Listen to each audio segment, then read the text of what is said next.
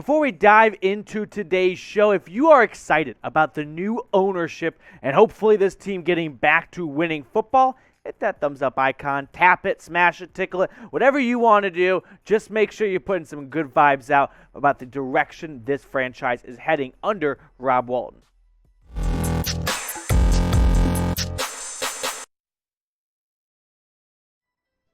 Good afternoon, Broncos fans, because the last time I was talking to everyone, we were in my kitchen. It was 10 p.m., and the Broncos had finalized their sale with now the new owner, Rob Walton from Walmart. So today's show, we're going to have some fun, all right? We're going to look at 5 actions, 5 things on the new owner, Rob Walton's to-do list that he could get done early on now as the new owner of the Denver Broncos. So first thing on his to-do list is extend Russell Wilson. This is not going to be a surprise. In fact, I'm curious to know how much the team would have sold for if Russ was the quarterback versus, say, Drew Lock. But a contract extension is expected. Now that the ownership sale is complete, someone is there to sign off on signing a check for $250-ish million, right?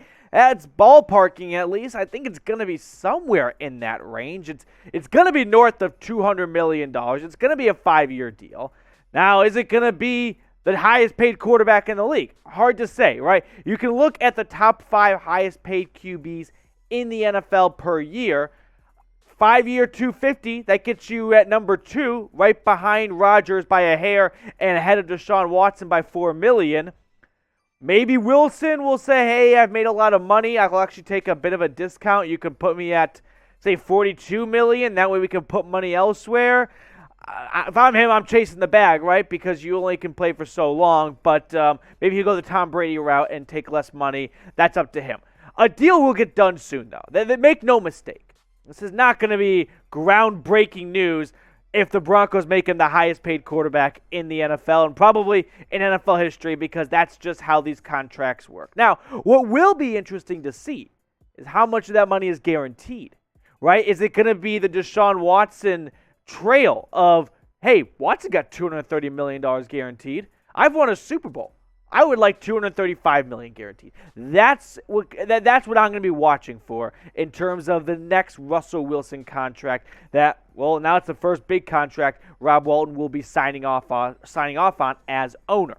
Before we check out other things on his to-do list, here at Chat Sports, we have a variety of channels, not just the Broncos breakdown. We have over 20 channels covering the NFL, plus a handful of channels covering the NBA, and our mothership, which covers anything under the sun. So we are almost at 1 million combined subscribers across all of our channels, and I want the Broncos breakdown to be the channel that gets us across that huge milestone. So hit that big red button, help us out here at Chat Sports, and help yourself out by getting locked in for daily free Broncos content. Next thing up on his to-do list, he's probably going to get a new desk, right? And he's going to have some tasks to do, maybe new uniforms. I don't think this is high up on his list, and this has been more fan speculation than anything he's come out and said, right? He didn't say, hey, the first thing I do when I buy this team is we're getting these uniforms. But let's be honest. These uniforms are sick. I love the one in the top right. I love the white unis with the blue numbers. I also like the older royal blue versus the more navy blue, and just the beautiful orange, right? You can't go wrong. But Justin Simmons in those uniforms looks awesome because a change would be nice. Do the Broncos have the worst uniforms in the NFL? Absolutely not. I would say their uniform range is probably like 10 to 16, right? I don't think they're top 10, maybe just outside. They're classic. They look clean, but are they the top 5 in the NFL? Not necessarily, but they're not bottom 5, okay? But here's where the timeline goes in terms of Broncos uniform history. We can go back down memory lane, a throwback. There's Kyle Orton wearing those brown and yellow uniforms they wore for 2 seasons, the 60s early on when they first opened up. And then you got the bucking Bronco, you see right there on the helmet. And then a change not long later to one that was pretty common for a long time, pretty popular, the classic I dubbed it as, right? We've seen John Elway in that, into the 1997 change as well. There's good old Jay Cutler rocking that uniform until it turned into what it is right now, the present uniform where Von Miller is rocking there. So, do you want the Broncos to get new uniforms? It's kind of split. I am for new uniforms if I get to see what they look like beforehand. But I don't want to get new ones and they absolutely bomb. So give me a Y for yes or an N for no. Third thing up, bring on Peyton Manning. Just get him involved in some capacity. I don't care what it is. Peyton Manning would be a better water boy than any water boy that's ever lived on. He'd be better than Bobby Boucher. Okay, I'm going to come out and say that right now. That's how good Peyton Manning is at whatever he wants to do. Now, Mike Klis talked about this in an article he wrote last week before the sale was finalized, saying, according to multiple sources, all four groups have spoken to former Broncos star quarterback Peyton Manning to gauge his interest in joining their ownership groups as a minority partner or behind-the-scenes employee. Manning is going to wait until after the owner is picked before deciding whether or not to become involved. Become involved, please, Peyton Manning. Let's get you in the building, okay? Your time as doing videos for the media team as being the intern is over. Let's actually get you in some leadership position. Whether it's as a minority owner, working a part of the scout team, working in the front office in some form, as a consultant, I really don't care what it is. The more, the better, okay? We saw John Elway eventually maybe overstayed his welcome, and unfortunately, I think it kind of dampened his image as what was an awesome quarterback, but maybe now we remember him more as the guy who was just chasing super tall QBs that kind of looked like him. I mean, Brock Osweiler, Joe Flacco, Trevor Siemian, Paxton Lynch, it just did not work out. So let's get Peyton Manning there. Let's get the sheriff back to Mile High because good things happen. I'm just that confident, and I will die on that hill. So type me if you want to see Peyton Manning come back in some form, whether it's a consultant or whether it's Bobby Boucher. Hell, he could work concessions, and he would sell more than anyone else would. Fourth one up is a fun topic. It's reaching for the stars here a little bit, but a new stadium, okay? Because why not? When you are the richest owner among all owners in the NFL, naturally you think, does he want to ball out and get a new crib? So let's get the history down here because Empire Field at Mile High, which of course has changed name since the new stadium opened up in 2001, has seen some renovations, so it's had some facelifts, okay? 10 years ago, a $30 million renovation where they added an LED HD video board in the south end zone. So there have been some touch-ups here and there.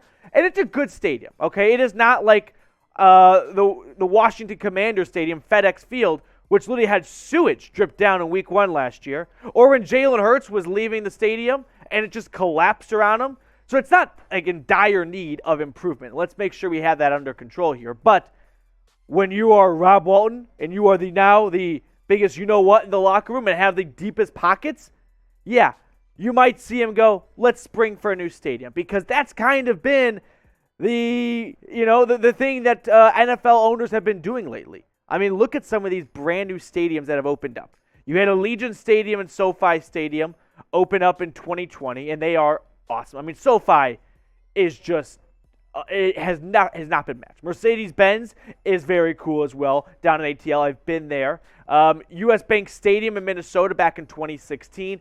And then this is like good trivia. Levi Stadium. It doesn't feel like it's been that long, but I guess it has been that long since 2014 when they opened up and shut down Candlestick Park. They don't play in San Francisco. I'll die on that. But the reason why maybe I'm open to getting a new stadium is like if it's not botched, okay? Yeah, I'm intrigued. Okay, there's obviously a lot of things to break down here, of course, of who's going to be paying for this, right? Is it going to be all on Rob, or is he going to try and have the taxpayers in Denver try to pick up a bit of the tab there and try to get some tax breaks on this? That's a lot to break down there. But on the surface, just excluding the finances for a moment, yeah, I like the idea of maybe getting a new stadium. Not because the Broncos need a new stadium, but SoFi's pretty cool. I mean, if would you tell me you'd rather have the current stadium Mile High over a brand new state-of-the-art stadium like SoFi? Come on.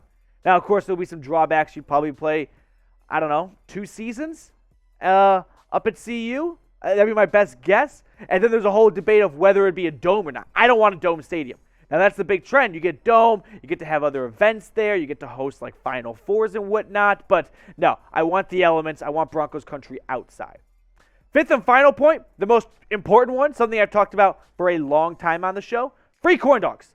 I'm talking full-on Jackie Moon style, free corn dogs, Rob. Free corn dogs for all these people. All of Broncos Country gets free corn dogs after every win. Could you imagine walking out of the stadium after beating the Chiefs, and there is almost like a Chick-fil-A employee on steroids, a beautiful human being, going, thank you for coming. Hope you enjoyed the ass kicking we just gave Patrick Mahomes. And here is one of America's treasures, a corn dog. That would be the greatest thing ever. Now, I will go on the other side of this and go a different Will Ferrell direction.